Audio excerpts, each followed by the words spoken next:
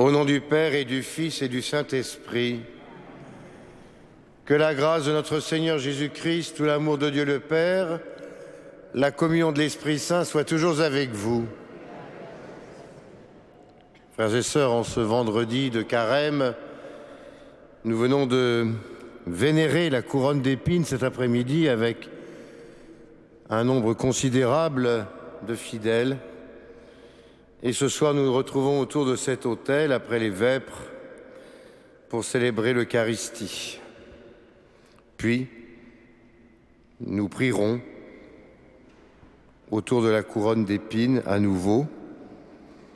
Et bien sûr, nous aurons à cœur, comme tous les soirs de cette semaine, en ces moments de vacances du siège apostolique, de prier aux intentions de l'Église. Bien sûr, des papes qui nous ont précédés, de Benoît XVI qui vient de quitter la charge, et puis l'intention des cardinaux qui se rendent à Rome pour se mettre sous l'effusion de l'Esprit Saint afin de choisir celui qui sera notre nouveau souverain pontife. Nous prierons donc l'Esprit Saint. Nous prierons pour que l'Esprit éclaire le zèle de ses pasteurs, qu'il trouve un pasteur plein de sainteté pour conduire notre Église. Au début de cette célébration, reconnaissons nos limites, nos péchés, nos manques de foi précisément, et demandons pardon.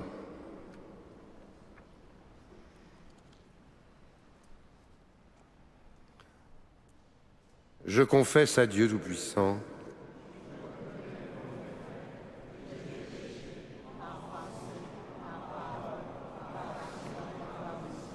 oui, j'ai vraiment péché. Les anges et tous les saints, et vous le faites, mes frères. Que Dieu Tout-Puissant nous fasse miséricorde, qu'il nous pardonne tous nos péchés et nous conduise à la vie éternelle.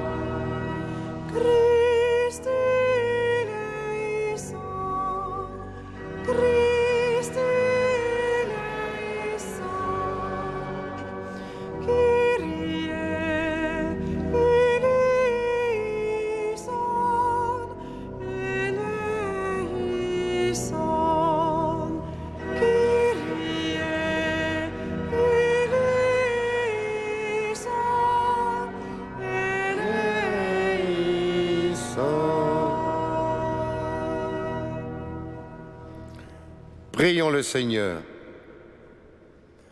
Pasteur éternel, notre Dieu, toi qui gouvernes et gardes ton troupeau, nous t'en prions.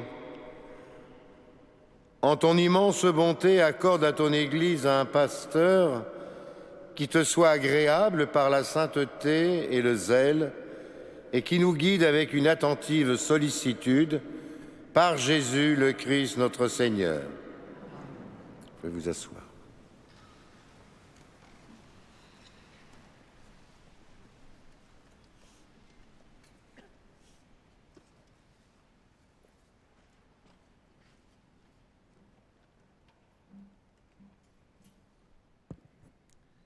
Lecture du livre de la Genèse.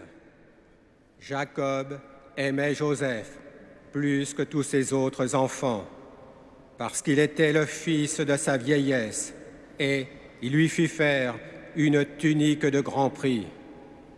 En voyant qu'il leur préférait Joseph, ses autres fils se mirent à détester celui-ci, et ils ne pouvaient plus lui dire que des paroles hostiles. Ils étaient allés à Sichem faire paître le troupeau de leur père. Celui-ci dit à Joseph, « Tes frères gardent le troupeau à Sichem, je vais t'envoyer là-bas. » Joseph partit rejoindre ses frères, qui se trouvaient alors à Dothan. Ils l'aperçurent de loin et, avant qu'il arrive près d'eux, ils complotèrent de le faire mourir. Ils se dirent l'un à l'autre, « Voilà l'homme au songe qui arrive. C'est le moment, allons-y, tuons-le. Jetons-le dans une de ces citernes. Nous raconterons qu'une bête féroce l'a dévoré et on verra ce que voulaient dire ces songes. » Mais Rouben les entendit et voulut le sauver de leurs mains. Il leur dit, « Ne touchons pas à sa vie. »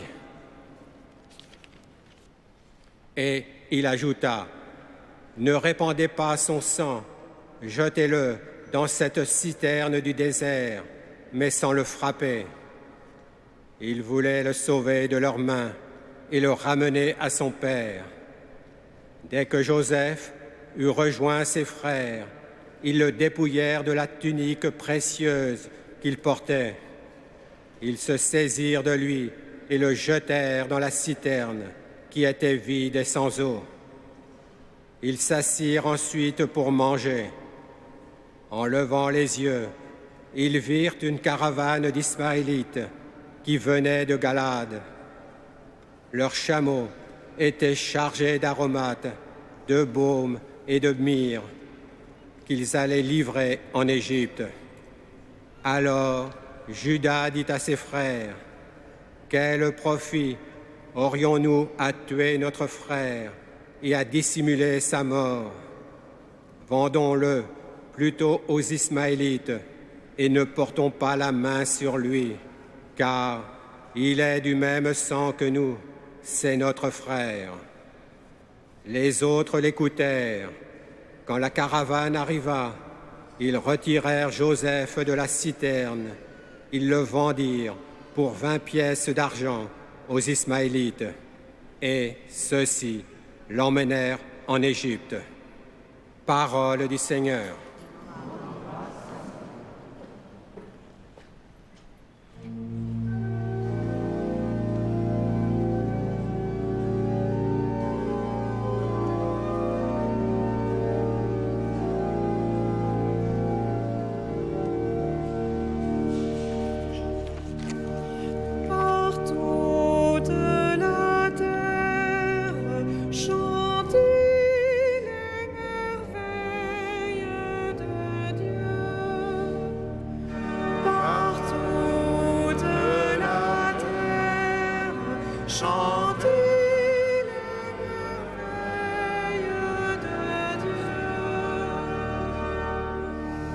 Cherchez le Seigneur et sa puissance.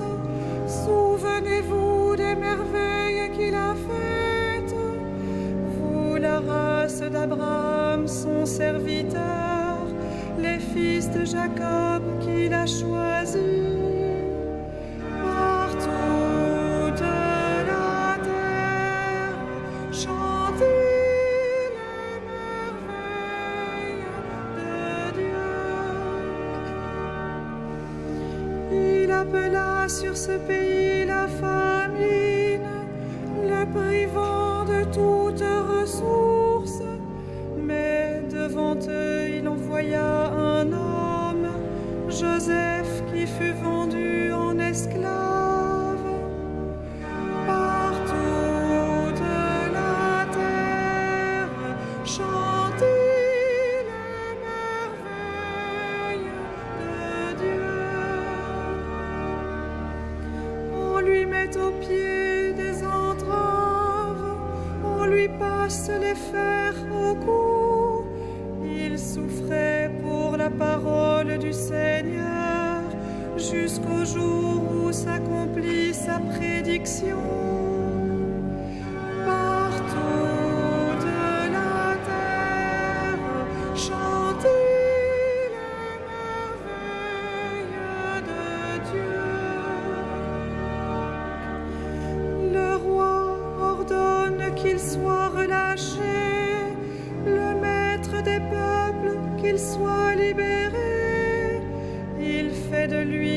chef de sa maison, le maître de tous ses biens.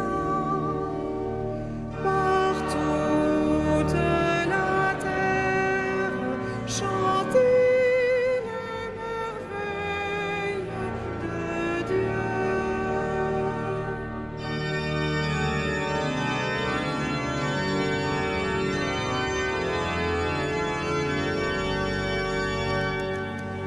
Louange à toi, Seigneur, roi d'éternelle gloire. Louange à toi, Seigneur, roi d'éternelle gloire. Dieu a tant aimé le monde qu'il a donné son Fils unique.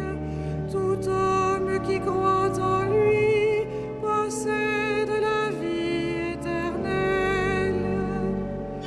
Louange à toi, Seigneur, roi d'éternelle gloire.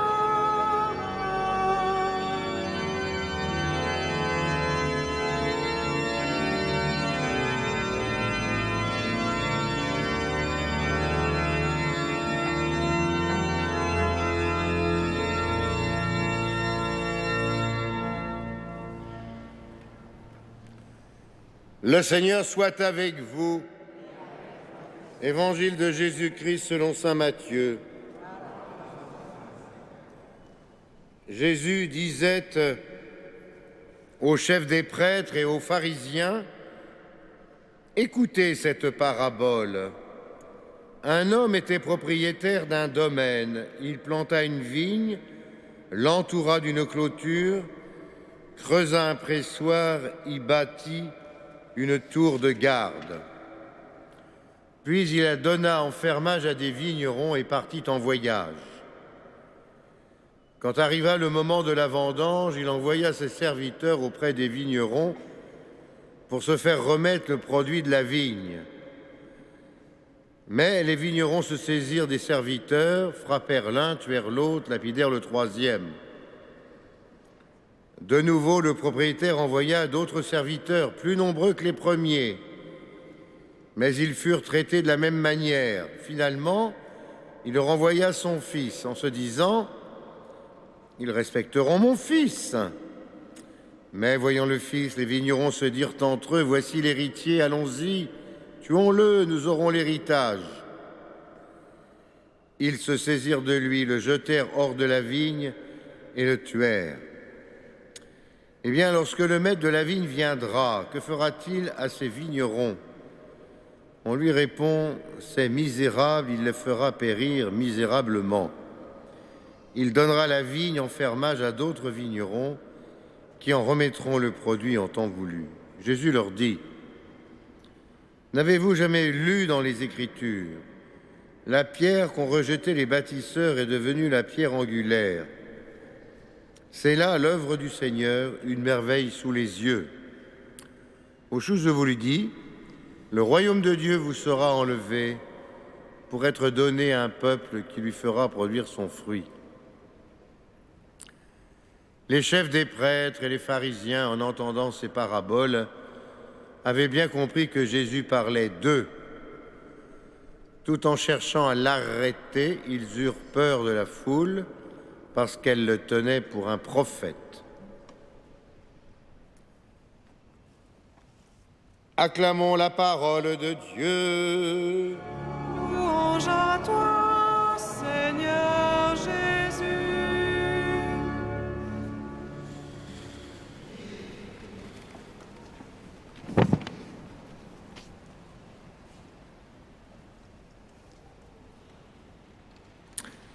Il y a des jours où la beauté et la sagesse de la liturgie rattrapent notre actualité, la précèdent. Cet homme qui s'en va en voyage, après avoir pris soin de sa vigne, veillé sur la clôture, bâti une tour et confié sa vigne en fermage à des vignerons.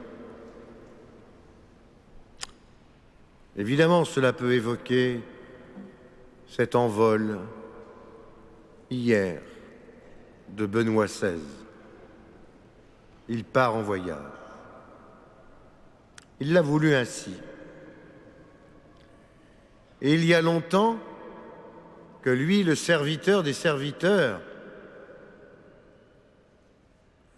a confié sa vigne à ceux qui ont reçu le baptême pour qu'ils fassent porter du fruit à cette vigne, qui d'ailleurs est la vigne du Seigneur. Et vous voyez bien que dans cette parabole, les vignerons, à peine ont-ils reçu le fermage, qu'ils commencent à être jaloux les uns des autres, s'entretuer les uns des autres, et vouloir finalement empocher l'héritage, jusqu'au fils même du maître.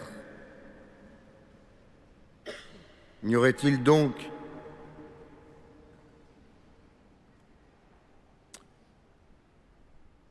possibilité d'imaginer qu'aujourd'hui,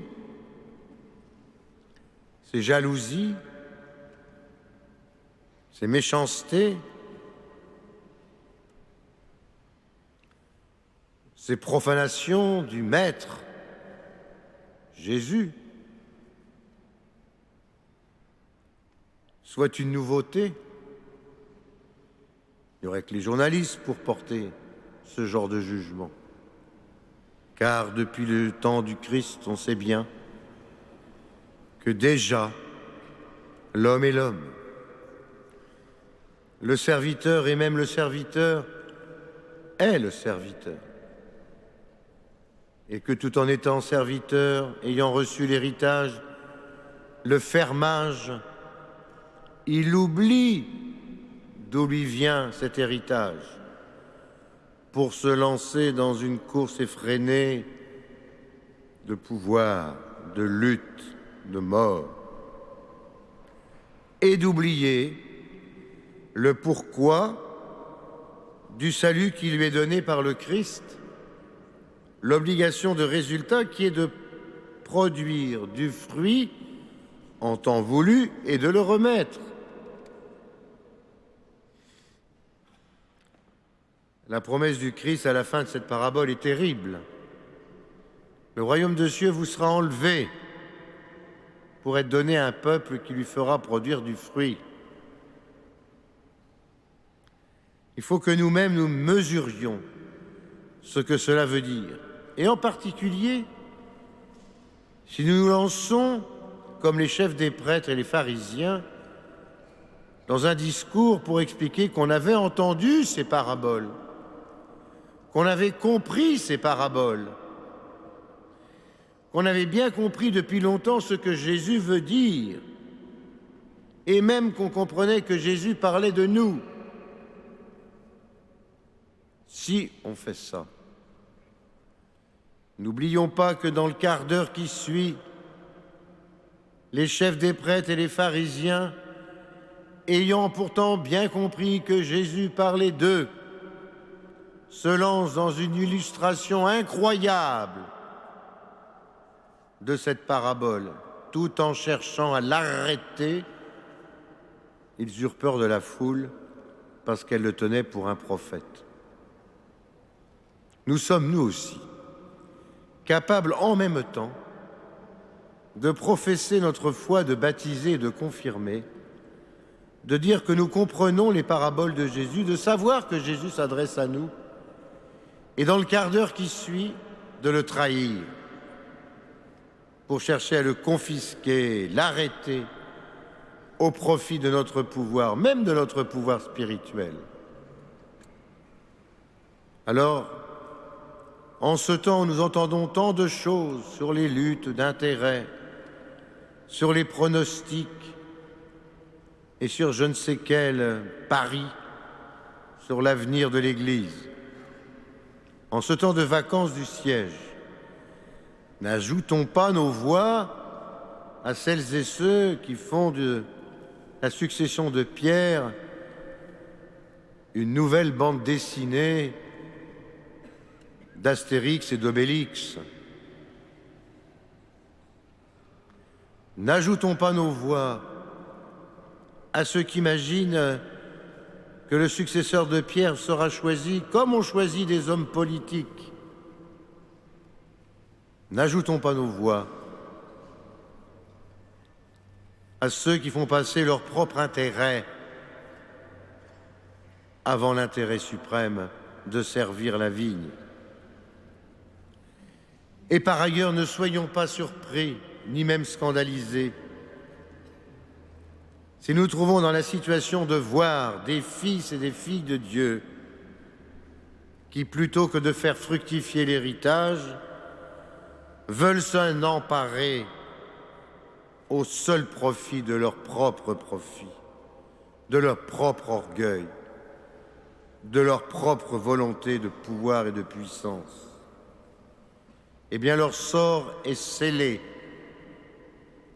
Dès maintenant, ce royaume, le royaume, leur sera enlevé pour être donné à un autre peuple qui, lui, fera produire du fruit, son fruit. Alors prions le Seigneur, prions l'Esprit Saint, celui-là même qui est au-dessus de la croix glorieuse ici-là,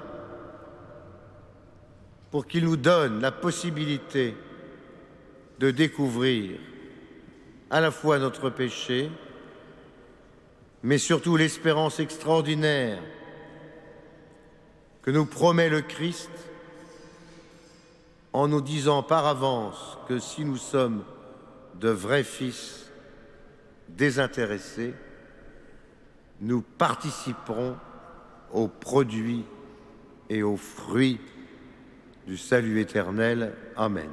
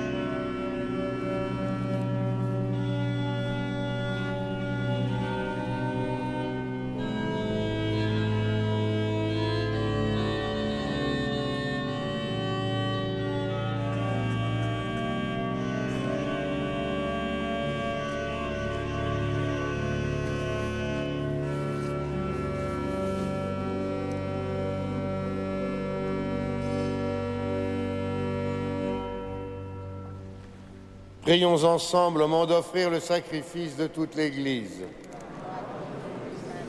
C'est déjà le salut que ton amour, Seigneur, devance tes serviteurs pour leur permettre de bien célébrer ces mystères et qu'il les aide, surtout en ces temps, à rester partout à ton service par Jésus le Christ notre Seigneur.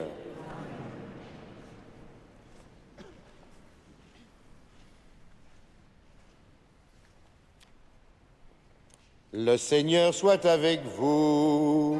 Et avec votre esprit, Élevons notre cœur. nous nous tournons vers le Seigneur. Rendons grâce au Seigneur notre Dieu. Cela est juste et bon. Vraiment, il est juste et bon de te rendre gloire, de t'offrir notre action de grâce, toujours et en tout lieu.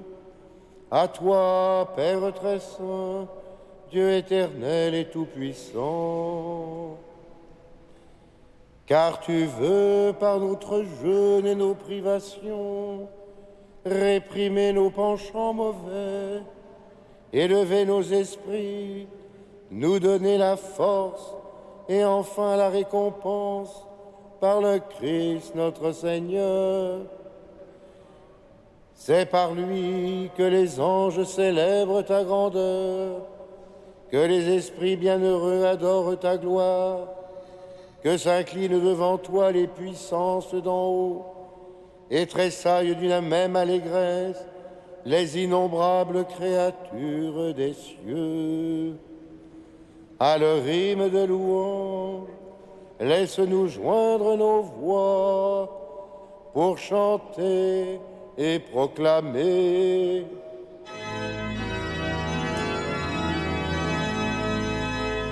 Saint, Saint, Saint, le Seigneur, Dieu de l'univers, le ciel et la terre sont remplis de ta gloire. Hosanna au plus haut des cieux. Béni soit celui qui vient au nom du Seigneur. Hosanna au plus haut des cieux. Tu es vraiment saint, Dieu de l'univers, toute la création proclame ta louange, car c'est toi qui donnes la vie, c'est toi qui sanctifies toutes choses, par ton Fils Jésus-Christ notre Seigneur, avec la puissance de l'Esprit Saint. Et tu ne cesses de rassembler ton peuple, afin qu'il te présente partout dans le monde une offrande pure. C'est pourquoi nous te supplions de consacrer toi-même les offrandes que nous apportons. Sanctifie-les par ton esprit, pour qu'elles deviennent le corps et le sang de ton Fils Jésus-Christ notre Seigneur, qui nous a dit de célébrer ce mystère.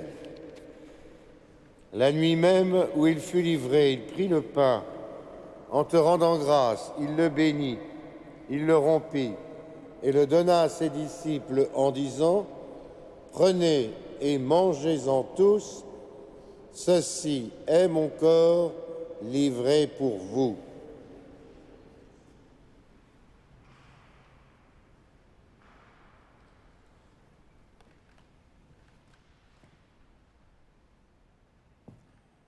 De même, à la fin du repas, il prit la coupe. De nouveau, il rendit grâce et la donna à ses disciples en disant : « Prenez et buvez-en tous, car ceci est la coupe de mon sang, le sang de l'alliance nouvelle et éternelle, qui sera versé pour vous et pour la multitude en rémission des péchés. Vous ferez cela en mémoire de moi. »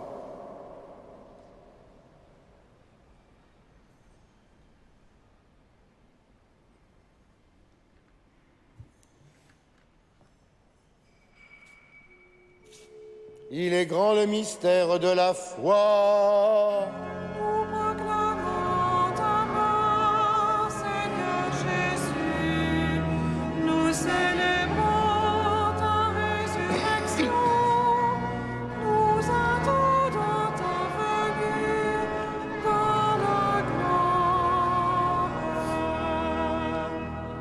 faisant mémoire de ton Fils, de sa passion qui nous sauve, de sa glorieuse résurrection et de son ascension dans le ciel, alors que nous attendons son dernier avènement, nous présentons cette offrande vivante et sainte pour te rendre grâce.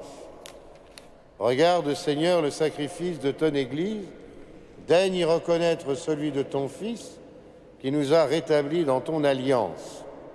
Quand nous serons nourris de son corps et de son sang, remplis de l'Esprit Saint, accorde-nous d'être un seul corps, un seul esprit dans le Christ. Que l'Esprit Saint fasse de nous une éternelle offrande à ta gloire, pour que nous obtenions un jour les biens du monde à venir auprès de la Vierge Marie, la bienheureuse Mère de Dieu, avec les apôtres, les martyrs et tous les saints qui ne cessent d'intercéder pour nous. Et maintenant, nous te supplions, Seigneur, par le sacrifice qui nous réconcilie avec toi, étends au monde entier le salut et la paix. Affermis la foi et la charité de ton Église au long de son chemin sur la terre. Veille sur ton serviteur, le pape a nommé, notre évêque André, l'ensemble des évêques, les prêtres, les diacres et tout le peuple de racheté. Écoute les prières de ta famille, assemblée devant toi, et ramène à toi, Père très aimant, tous tes enfants dispersés.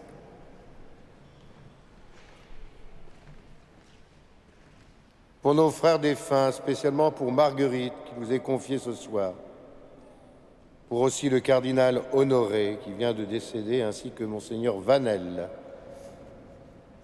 pour les hommes qui ont quitté ce monde, dont tu connais la droiture, nous te prions. Reçois-les dans ton royaume, nous espérons être comblés de ta gloire, tous ensemble et pour l'éternité, par le Christ notre Seigneur, par qui tu donnes au monde toute grâce et tout bien. Par lui, avec lui et en lui. Amen. À toi, Dieu le Père Tout-Puissant, dans l'unité du Saint-Esprit. Amen. Tout honneur et toute gloire pour les siècles des siècles.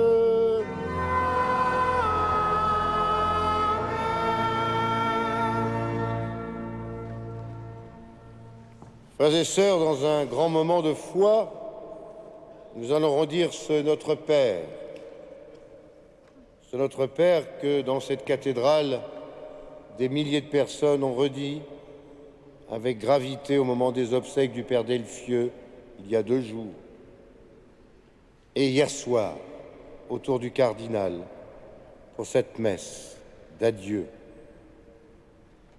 Redisons donc ce Notre Père avec gravité. C'est les paroles mêmes que le Fils nous a données pour que depuis notre vigne qui nous est confiée, nous nous adressions au Père en toute lucidité et toute humilité. Notre Père, que ton nom, que ton règne, que ta volonté soit faite sur la terre comme donne-nous aujourd'hui notre pain. Pardonne-nous nos offenses, comme nous pardonnons aussi à ceux qui nous ont offensés, et ne nous soumets pas à la tentation, mais délivre-nous du mal. Délivre-nous de tout mal, Seigneur, donne la paix à notre temps. Par ta miséricorde, libère-nous du péché. Rassure-nous devant les épreuves, en cette vie où nous espérons le bonheur que tu promets, l'avènement de Jésus le Christ, notre Sauveur.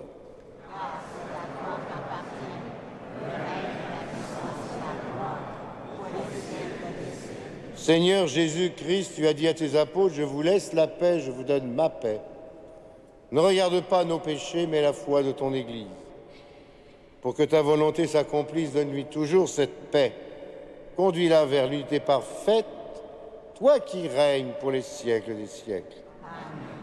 Que la paix du Seigneur soit toujours avec vous. Frères et sœurs, dans la charité du Christ, donnons-nous un signe de paix.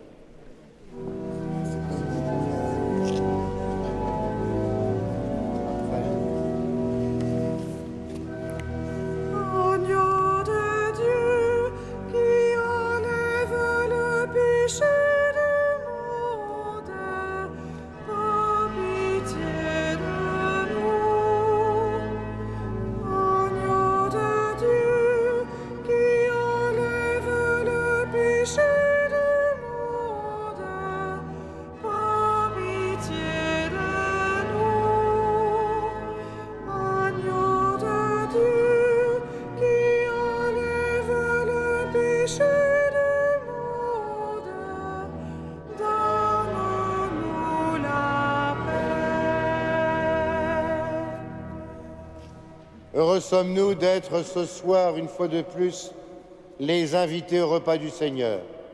Voici Jésus, voici l'agneau de Dieu, celui qui enlève le péché du monde.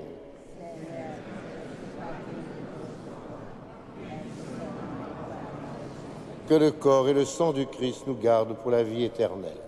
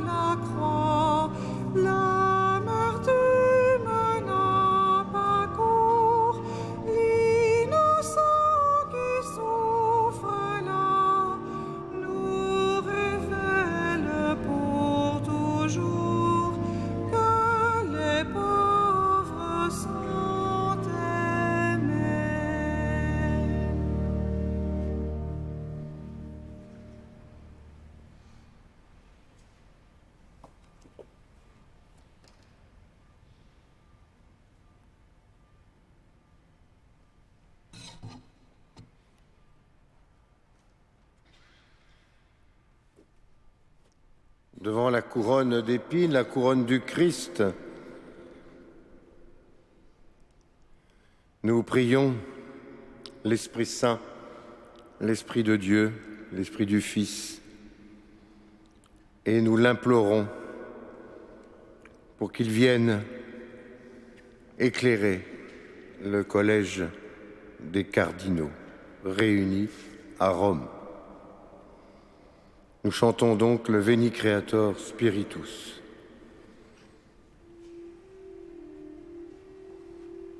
Veni Creator Spiritus. Mentes tuorum visita, Implesso per la gratia, que tu creasti pectora, qui celis paraclitus, altissimi domum Dei, fat vivus ignis caritas, et spiritualis unctio. Tu septiformis monere, dicitus mater mixtere, torrete promissum Patris, sermone didans cultura. accende lumen sensibus, infunde amorem cordibus, infirma nostri corporis, virtute firmans perpeti. Ostem repelas longius, pacem qui dones Fratinus, ductores sic te previa, vite in actium. Perdesciamus da mater, nascamus atqui filium, tiqui utrius qui spiritum, credamus omni tempore. Deo Patris et gloria, et Filia quia mortuis, surrexit ac paraclita, in saeculorum saecula. Amen.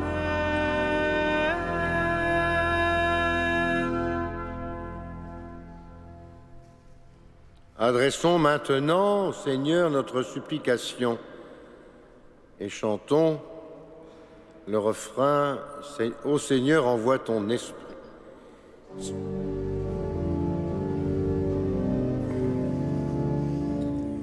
Ô Seigneur, Envoie ton esprit qui renouvelle la face de la terre, Ô Seigneur, envoie ton esprit qui renouvelle la face de la terre.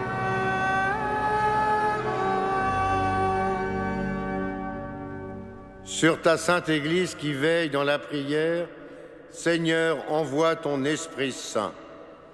Ô Seigneur, envoie ton esprit qui renouvelle la face de la terre. sur le pape Benoît XVI qui s'est retiré dans la prière, Seigneur, envoie ton Esprit Saint. Ô Seigneur, envoie ton esprit qui renouvelle la face de la terre. sur les cardinaux, spécialement celui de Paris, chargé d'élire le nouveau successeur de Pierre. Seigneur, envoie ton Esprit Saint. Ô Seigneur, envoie ton esprit qui renouvelle la face de la terre. sur celui que tu choisiras pour conduire ton Église. Seigneur, envoie ton Esprit Saint.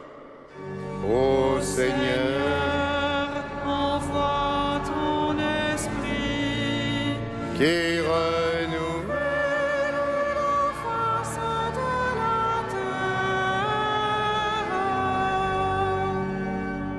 terre. sur les catéchumènes qui se préparent au baptême. Seigneur, envoie ton Esprit Saint. Ô Seigneur, Envoie ton ton esprit qui renouvelle renouvelle la face de la terre. sur tous les hommes qui te cherchent avec droiture. Seigneur, envoie ton Esprit Saint. Ô Seigneur, envoie ton esprit qui renouvelle la face de la terre.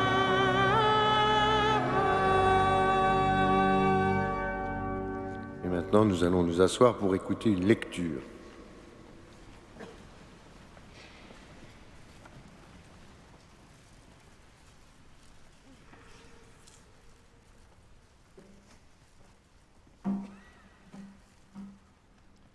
Extrait des sermons de Saint Bernard sur le Cantique des Cantiques.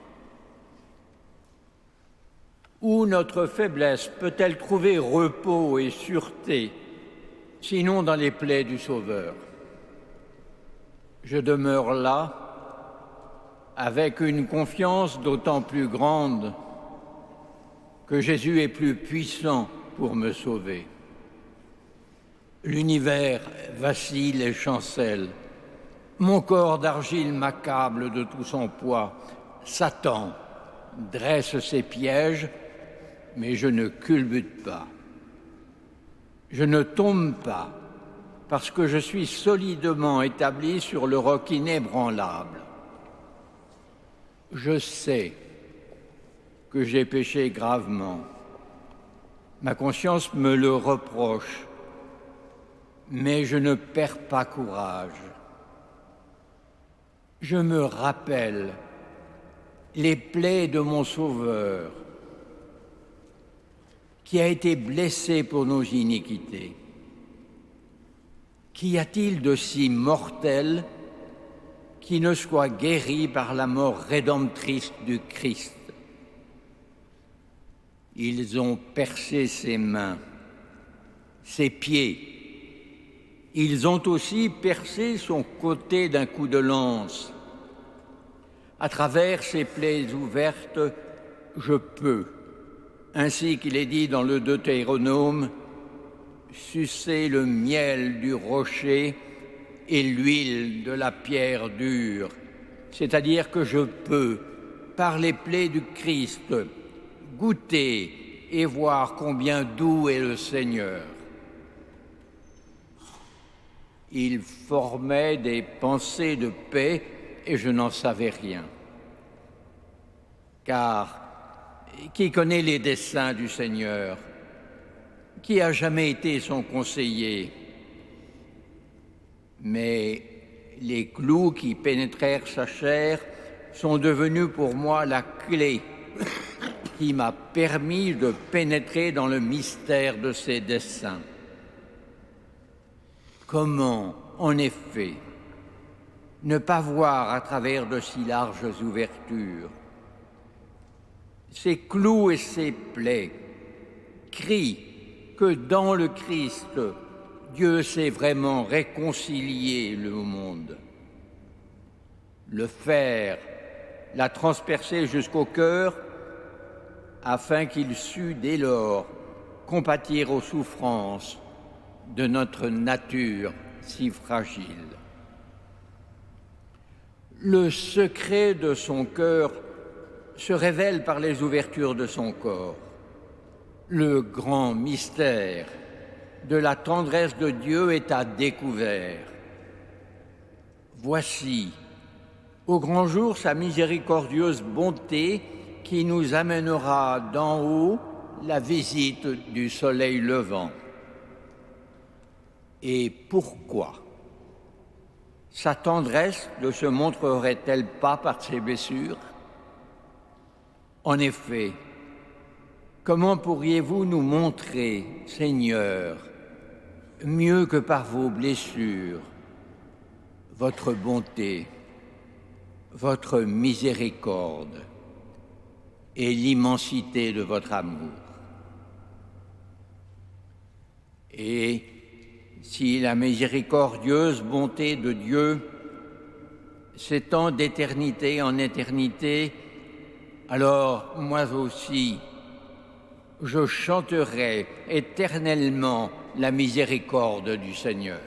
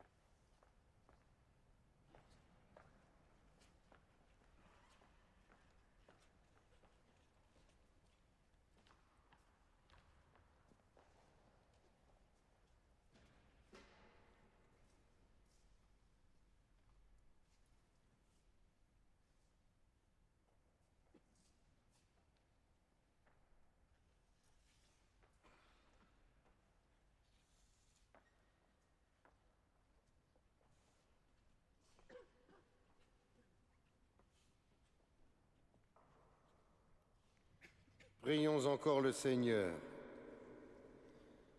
Pasteur éternel, notre Dieu, toi qui gouvernes et gardes ton troupeau, nous t'en prions. En ton immense bonté, accorde à ton Église un pasteur qui te soit agréable par la sainteté et nous guide. Avec une attentive sollicitude, par Jésus le Christ notre Seigneur. Et maintenant, comme chaque soir à Notre-Dame, nous confions nos intentions, spécialement toute l'Église, à Marie. Ave Regina Caelorum, Ave Domina Caelorum, Salve